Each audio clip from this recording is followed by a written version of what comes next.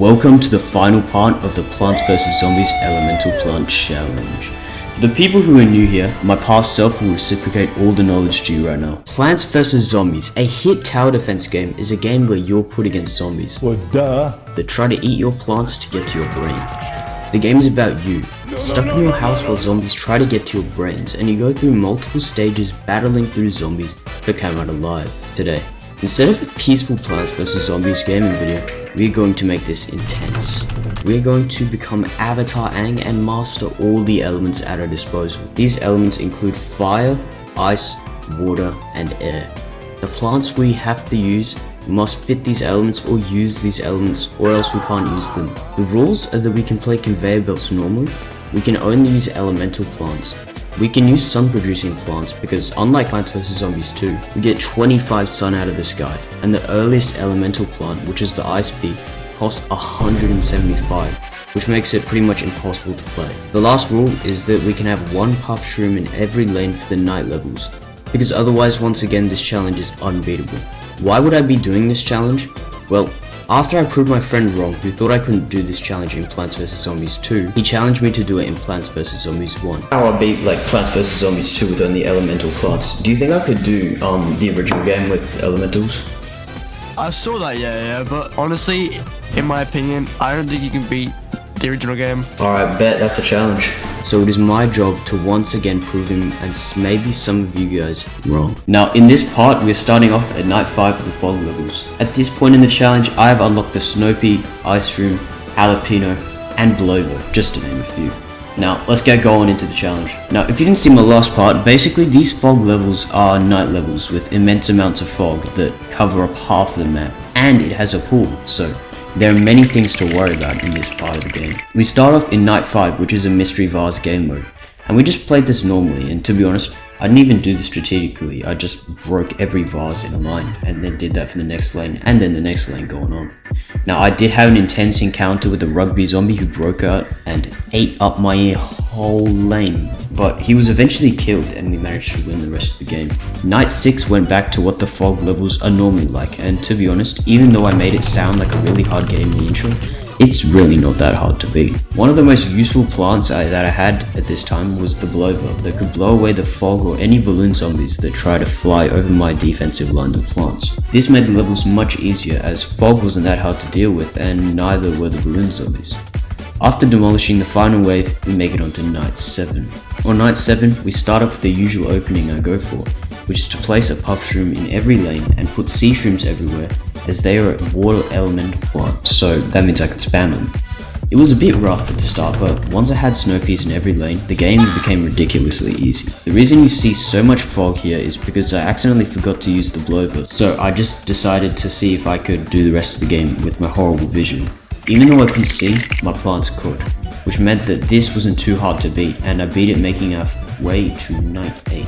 Now night 8 introduced the Pogo Zombie, which doesn't attack you but can use its pogo stick to leap over your plants. I started day 8 like normal, but then I got into an uncomfortable situation, which was that the Cone Zombie was about to eat my puff shroom, and I had no Snow Pea to slow it down, and the Pogo Zombie was coming for me. In the end, I made the choice of slowing down the Pogo Stick Zombie, which honestly didn't work out well for me, and then I used the Jalapeno to destroy it anyway, so it ended up fine. The Cone Zombie ended up going all the way through my lawn, but was stopped by Lawnmower. After that incident, the rest of the night was pretty easy, as there was nothing else to really worry about after that, and now we move on to night 9. Night 9 was a pretty boring night, and it wasn't really that action-packed, so I just managed to steamroll through most of it really. The final wave did have a scary amount of strong zombies, but since they were so slow, my snow peas freeze them, and it made this final wave pretty easy to deal with. Now we move on to the final night of the fog levels, which is night 10. Now this level is a bit weird as it's a conveyor belt level that generally wasn't too hard, but someone summoned Thor or something because there was tons of thunder, and a lot of the time the screen just went black, which was pretty annoying for me. The gameplay element of this level felt a bit weird due to the constant flashing screen, but this level was quite easy for the most part as we got pretty good plants to fight with on the conveyor level. The only concerning thing for me was that there were tons of zombies in this level, but After some clutching out, we managed to take this level and be done with the 9 levels for the rest of the playthrough. Now we make it to the final part of the game, which is the roof. This part of the game introduces the whole new element of the roof, which is angled downwards, which means that plants that shoot straight forward won't be able to shoot very far. Now, normal players will find this easy for the most part, as you can just use the cabbage pole, which launches cabbage like a catapult to hit zombies from a low angle. The issue is that I can't use this, which means that I'm going to need to strategize how to use my elemental plants to beat this, because my only elemental damage dealer, the Snow Pea, shoots straight. Now, on the first time playing, I already got whooped as the level spawns you with pots on the roof, but I didn't realize you could only place plants in the pots. So I just let the zombies destroy the pots by accident, and I couldn't plant anywhere. I tried again, and this is when I realized a plant that was pretty underutilized at this moment was about to become very utilized. And I'm talking about the jalapeno. This plant incinerates everything inside of the lane that it's placed in.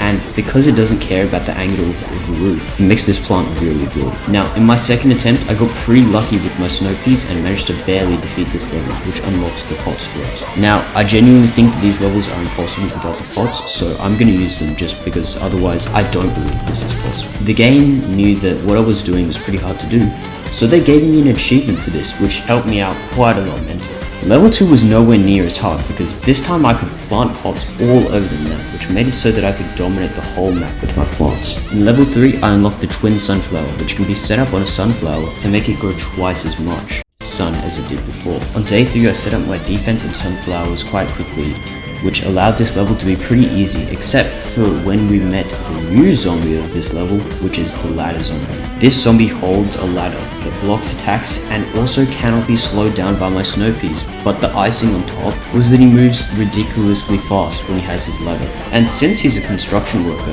and they are known to be really strong, this zombie is much stronger than an average zombie when you destroy the ladder. This guy did a bit of a dent on my plants, but I managed to come back from this luckily and make it through. Then to rub it in, the game made me fight another one in the same lane that just got decimated. But we took that one out, and after that I managed to beat the rest of the level, moving into day 4. Level 4 was quite simple for the most part, but at one point it got a bit scary, as there was a whole horde of zombies led by the ladder zombie that destroyed one of my lanes, but luckily I managed to place a clutch jalapeno to kill all of them, which shows you how clutch this plant can be. The rest of level 4 was easy, and now we move on to level 5. Level 5 was a level with chompers and pumpkins, where we used chompers to effortlessly devour the enemy zombies, which felt insanely good to do as I couldn't do it before because I wasn't able to use the chomper. I actually didn't realize how strong the pumpkins were at defending, and eventually at the end of the level my chompers just devoured all the zombies. We made it to level 6. Day 6 introduced us to the old Uncle Zombie that launches tomatoes into my back line, which is pretty annoying, especially since he just stays at the back and stays behind the other zombies. Thank goodness at the part of this level that he comes in, my Snow Peas were all over the stage, which meant that I could actually just easily kill them. At the end of the level, I had Snow Peas all over the map, which meant that the zombies had no chance here. Day 7 was next, and it was actually pretty easy once again, until the ladder zombie showed up, which absolutely messed me up here. He turned a lane with 6 ice peas into 2 ice peas. I managed to clutch up day 7, and now we move on to day 8. Day 8 was looking fine until we come face to face with the Gargantua, which looks really scary, and it's for a reason. This is because when he swings at any of your plants, it's an insta-kill, and if he loses tons of health, he'll throw out his little zombie imp that comes back. Now luckily the zombie is really slow, and when slowed down with Snow Peas, he's even slower, which makes this Gargantua actually surprisingly easy to take down. Now after taking the Gargantua down, the rest of this level was pretty easy, and now we make it on to day 9. Level 9 lasted quite a while and was a whole journey to get past, especially due to the amount of zombies, but luckily our twin sunflowers gave us enough sun to spam Snow Peas, and we managed to use Snow Peas to make this level much easier. At the end of this level, the tomato-throwing fat uncle uses his car to trample all of my plants, which I didn't even realize he could do until now, so my plants just got crushed, but luckily the lawnmower took him out. Now we make our way to the final day of the challenge, which is the Zomboss fight, which is against this giant robot here, and to be real with you, how does this gigantic robot fit on top of my roof? I might genuinely have the toughest roof of all time. Something that was great was that this level was a conveyor level, which meant that whatever plants showed up on the conveyor, I could actually use. The way to defeat him is when he comes down and stares you in the face, you can deal damage to him. After coming down and staring you, it breathes either a fireball or a ball of ice, which will trample over all of your plants. But luckily, I had a golden moment of intuition and used my jalapeno to melt the big snowball, and used my ice shroom to freeze the fireball, even though that's actually not kind of how it works. After a while, I had a bit of a scare as a fireball tore through one of my defensive lines, which murdered everyone in the line. Luckily, due to the conveyor, I managed to get enough plants to be able to replenish my lane, which led to me eventually taking down the big robot, and this won me the level and the game. After using only elemental plants for the whole playthrough of Plants vs Zombies, I can confirm it was quite a fun challenge, and you should try it out with my rule set as well. Even though this was the challenge, I still found playing this game quite fun overall. If you made it this far, thank you and have a good one.